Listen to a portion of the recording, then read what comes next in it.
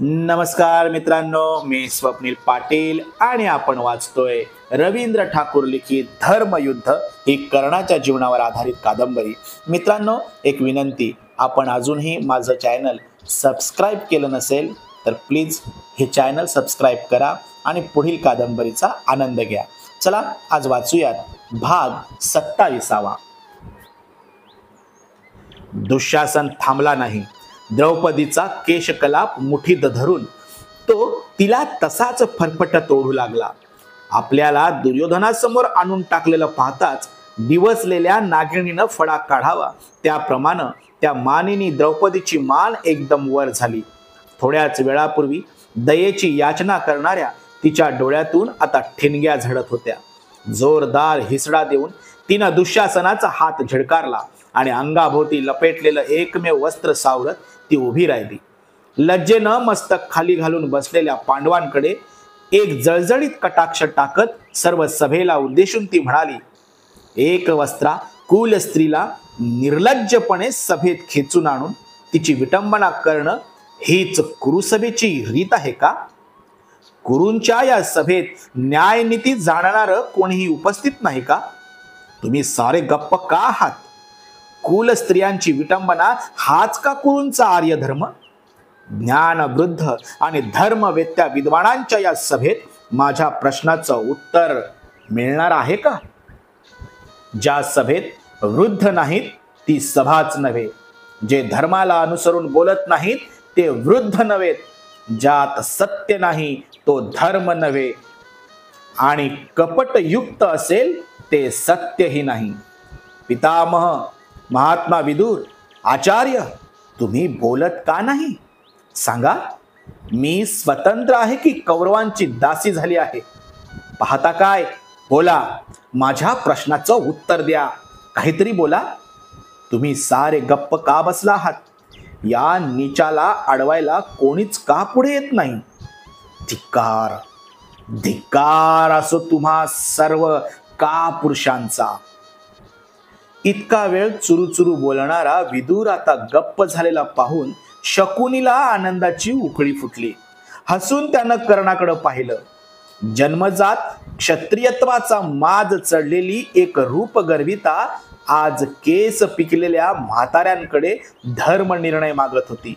स्वतःच्या स्वयंवर मंडपात निमंत्रित म्हणून बोलावलेल्या एका पराक्रमी राजाला सुतपुत्र म्हणून हिणवताना साधा अतिथी धर्म विसरलेल्या द्रौपदीला स्वतः अपमानित झाल्यावर आज आर्य धर्माची आठवण झाली होती. द्रौपदीनं केलेला तो अपमान आठवताच कर्ण विषादानं हसला. भर स्वयंवर मंडपात झालेल्या अपमानाचा डंख मनात जागा झाला. त्यानं पण जिंकला तरी तू सुतपुत्राला वरणार नाहीस असं म्हणाली होतीस. माझ्या मनावर कधी भरून न येणाऱ्या अपमानाची जखम आहे. आज तीच अपमानाची जखम करणारी सौंदर्यवती द्रौपदी स्वतःच अपमानाच्या दुःखानं तडफडत होती. शूरवीर म्हणून प्रख्यात असलेले तिचे 5ही पती दुर्योधनाचे दास होऊन यज्ञात बळी द्यायला आणलेल्या पशुप्रमाणे मूक होऊन बसले होते. ते सार पाहून कर्णाच्या मनातली ती अपमानाची ठिणगी क्षणभर निवळल्यासारखी झाली आणि त्याच ठिकाणी पुन्हा एकदा सुडाची आग भडकून उठली. द्रौपदीच्या त्या प्रश्नांचं कोणीही उत्तर दिलं नव्हतं. सर्वांच्या माना मोडल्याप्रमाणे खाली गेल्या होत्या. सम्राट युधिष्ठिर जमिनीत डोळे खुपसून बसला होता. 5ही पांडव जणू काष्टवत झाले होते. संतप्त उसासे टाकत भीम युधिष्ठिराकडे पाहत होता, परंतु त्याच्याकडून काहीच प्रतिसाद न मिळाल्यानं पुन्हा असहाय्यपणे खाली पाहत होता. परंतु मान उंचावून द्रौपदीकडे पाहायचं धाडस त्यालाही होत नव्हतं.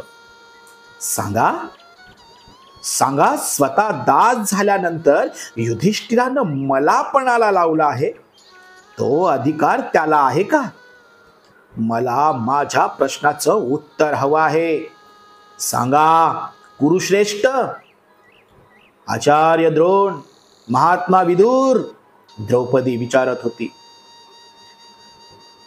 तू असा काहीतरी उद्धटपणा करशील हे मला माहीत होतं.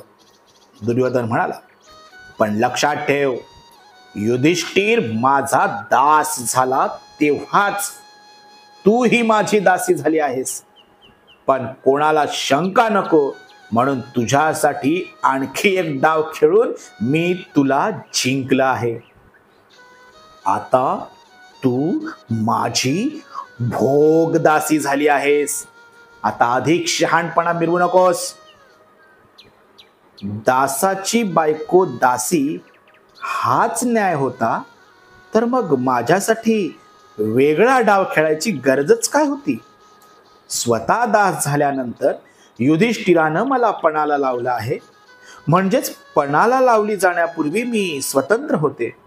म्हणूनच तेव्हा स्वतंत्र होते, तशीच आताही मी स्वतंत्र आहे. द्रौपदीच्या त्या बिनतोड युक्तिवादानं अवघं सभागृह स्तंभित झालं. तिच्या त्या प्रश्नाचं उत्तर कोणीही देऊ शकत नव्हतं. जे देऊ शकत होते ते मुखस्तंभ झाले होते. आणि तिला गप्प बसवण्याचा प्रयत्न करणारा दुर्योधनही गोंधळून गेल्याप्रमाणे आता स्वतःच गप्प झाला.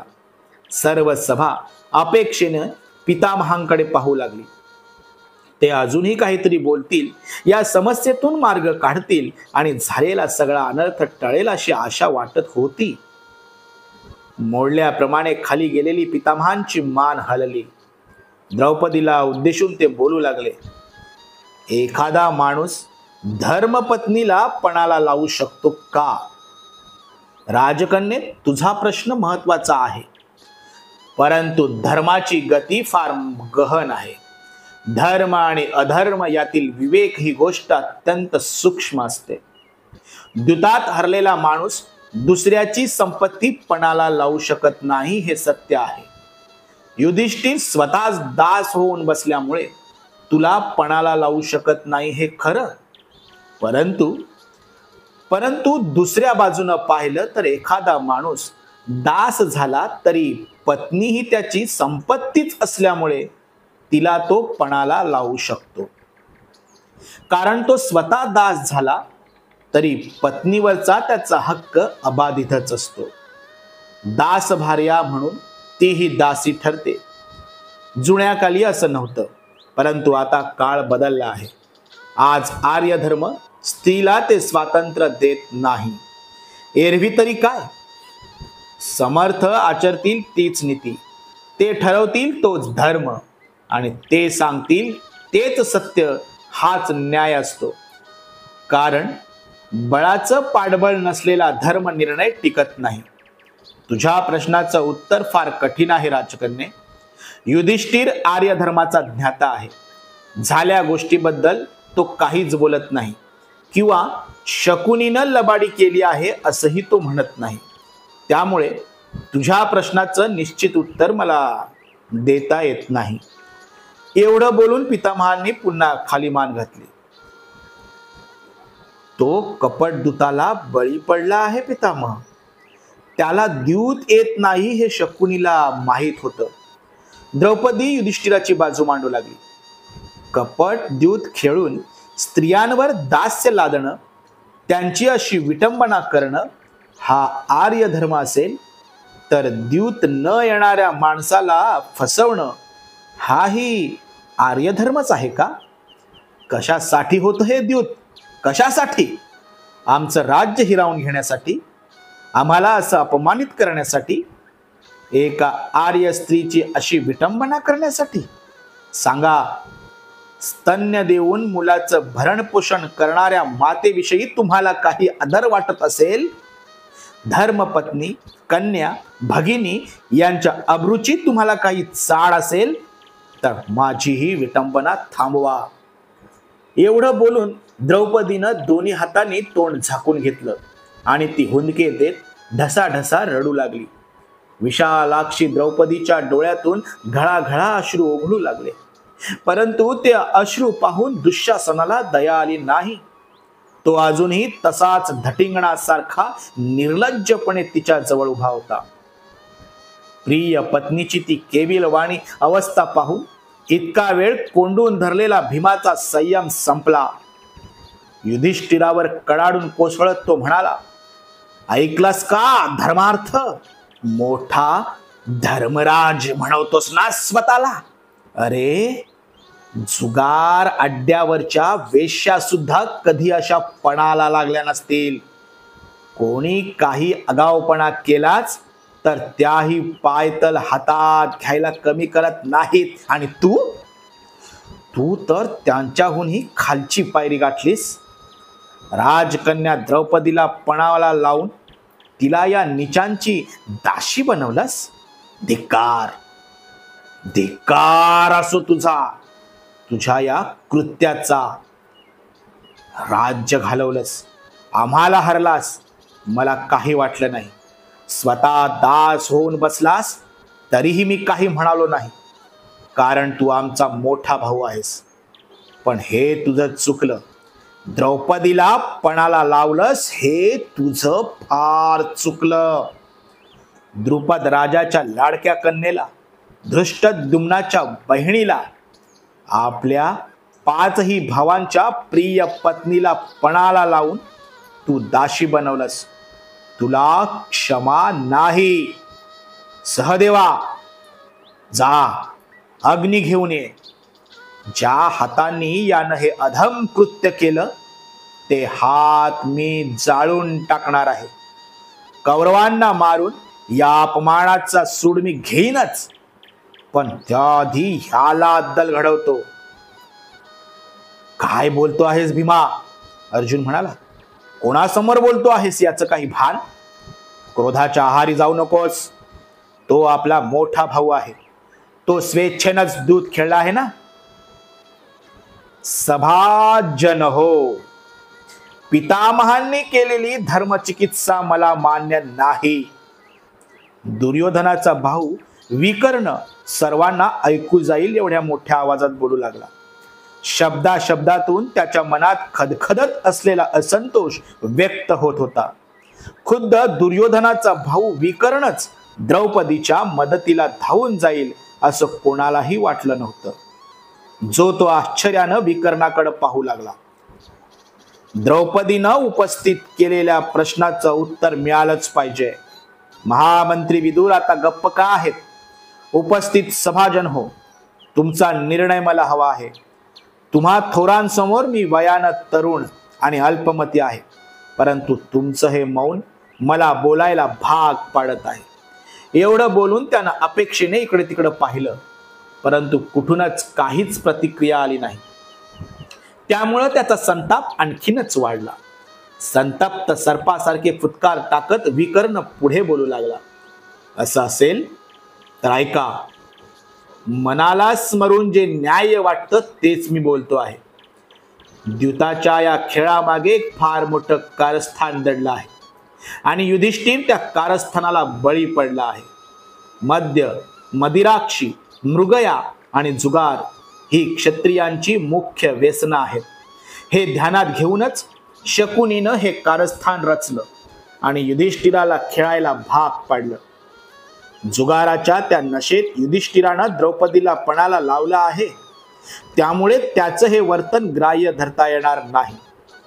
दुष्ट शकुनीनंच त्याला तसं करायला भाग पाडला आहे, त्यामुळे त्याच्या या कृत्याचा दोष शकुनीकडे जातो. काय पणाला लावायचं हा युधिष्ठिराचा प्रश्न होता. शकुनीनं ते सांगायला नको होतं. शकुनीचं हे वर्तन द्यूताच्या नियमात बसत नाही. दुसरं असं की पणाला लावायला ती त्याची एकट्याची पत्नी नाही, आणि मुख्य म्हणजे तिला हरण्यापूर्वी तो स्वतःला गमावून बसला आहे. त्यामुळे द्रौपदी दासी झालेली नाही हे माझं स्पष्ट मत आहे. कुठल्याही आर्य स्त्रीला कधीही असं एखाद्या जनावरासारखं पणाला लावलं गेलेलं नाही. जी कुठल्याही अर्थानं दासी ठरलेली नाही अशा एक वस्त्रा स्त्रीला सभेत खेचून आणणं हा धर्म नाही. आर्य धर्म तर निश्चितच नाही.